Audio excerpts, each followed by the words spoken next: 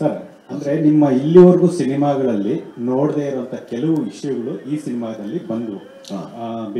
Example cost ಆಗಿರ್ಬೋದು ಅಥವಾ ಒಲೆಮಾರಿ ಜಾತ್ರೆ ಅಥವಾ ಆ ಡೈಲಾಗ್ಗಳಲ್ಲೂ ಕೂಡ ಕೆಲವು ತುಂಬಾ ಸೆನ್ಸಿಟಿವ್ ಅಂದ್ರೆ ವ್ಯವಸ್ಥೆನಲ್ಲಿ ಇದಾವೆ, ಅದು ಇಲ್ಲ ಅಂತ ಯಾರು ಹೇಳಲ್ಲ, ಇದಾವೆ.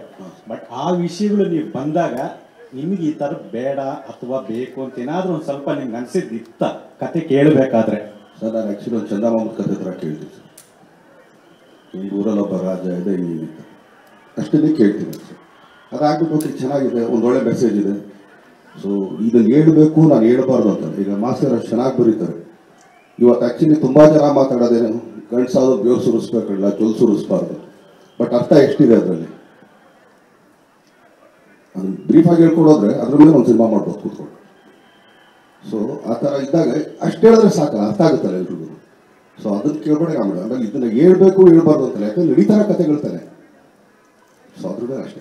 ಎಕ್ಸಾಕ್ಟ್ಲಿ ಸರ್, ಅದೇ ಆ ನಡೀತಾ ಇರೋ ಇದರಲ್ಲಿ ನಿಮ್ಮ ಸಿನಿಮಾಗಳಲ್ಲಿ ನೋಡ್ಲಿಕ್ಕೆ ಆಗಿಲ್ಲ. ಬಟ್ ಈಗ ಬಂದಾಗ ನಿಮಗೆ ಆಸ್ ಎ ನಟರಾಗಿ ಪ್ರಿವಿಯಸ್ ಮಾಡಿದ್ರೆ ಯಾರು ದರ್ಶನ ಕಾಣಿಸ್ಲಿಲ್ಲ, ಸರಿ ಮಾಡಲಿಲ್ಲ